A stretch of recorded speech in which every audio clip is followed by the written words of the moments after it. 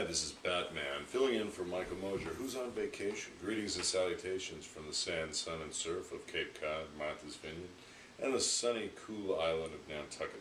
Great to be with you on this Saturday morning, the 19th day of November, 2011. A stunningly beautiful morning at that, as the sun just rose to the east this time, pushing the stars back into their place of night, being out in full force only moments ago, with a crescent-shaped moon above the calm, cool waters of Cotuit Bay, as one looks out onto Oyster Harbors and the Marina's Lodge, the little town of Cotuit, where the trees grow wide and tall, and where the old world shadows hang heavy in the air. Credit Don Henley and the great band the Eagles. After the incredible action in New York City yesterday, with the dead Occupy movement and all, ever growing in size, exploded with mass protests that spanned the Brooklyn Bridge, with tens of thousands of average American citizens who are crying out in unison, "We have got your number, and our number 99 is much bigger than your number 1. I take a deep breath and await the Occupy Congress, slated for December 5th through the 9th. So stay tuned, same bad time, same bad channel. Gosh darn Batman movies." The whole of the nation, much to the chagrin of Rupert Murdoch and the brothers Koch, is waking up to the numbers. Numbers don't lie. They tell the sad tale of desperate rich folk. Certainly not all, but a sick, greedy few who, like most bullies, usually get their way. Who have lost their way, their minds, and possibly, many of them, their soul. But you see, this did not all happen last night. This slow boil began back before Ronald Reagan, who initially who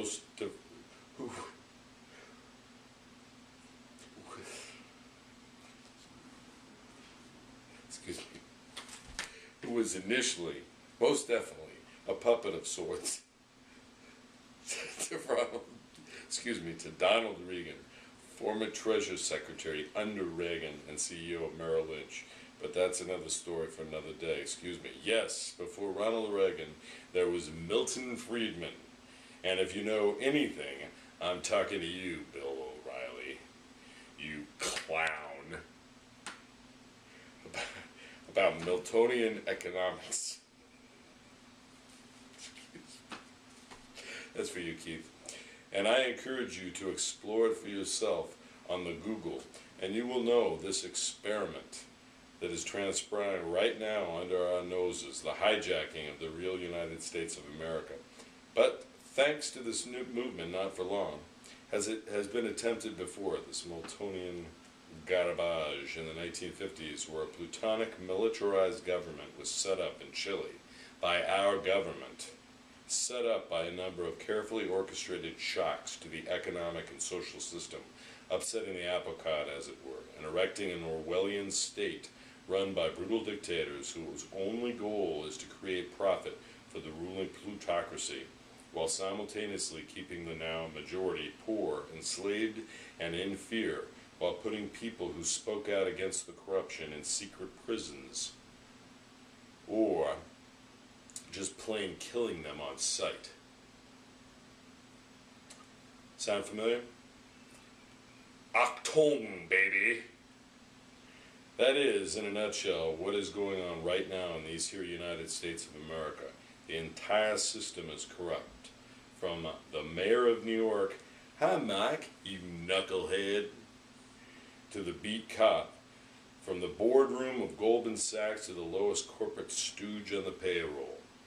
Of course, that is a dramatization, for we all know it is not completely corrupt, for it does have human beings working within its constraints. However, it is corrupt from the top down, believe me, I was there. And thus, as with a fish, it stinks from the head on down.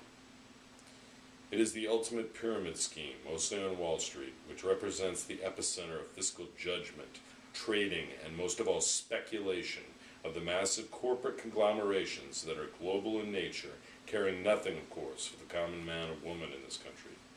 When our own elected congressmen and senators, some get rich on stock tips only provided to those aforementioned folks as they talk out of the other side of their collective mouths to the American people about who is to blame for this mess. Yes, the American people, who have become a talking point and behind their backs at country clubs a laughingstock of men like Mitch. I'm sorry, I'm going to have to go back to Mouse, because that's what he is, a rodent. McConnell, Republican, Kentucky. Paul Suckett Ryan, Republican, Wisconsin. And the rest of the young gun Hitler youth, who are all scurrying about wondering who's going to be their next king. Give me a fucking break already, will ya? Occupy could not, on a brighter note, have received a better endorsement than the one it received from our own Bill Riley of Fox News when he called the movement dead. Thank you, Bill, and by the way, I call you our own because no one else would claim such a sorry sack of as you most truly are. The cosmos forgives you and prays for your deliverance from your own vicious, multi-personality ego soon. Have a nice day, folks, and keep on dodging those horrible, rancid, poisonous wooden nickels from your friends over at Fixed Credit. Kieth Olberman of Countdown with Kieth Olberman, airing every weeknight at 8 p.m. EDT.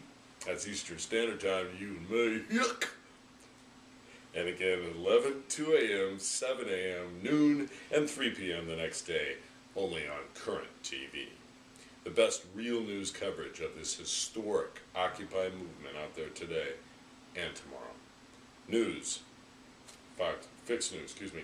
None of them, let me back to my original comment. Fixed News, none of them are selling any alibi.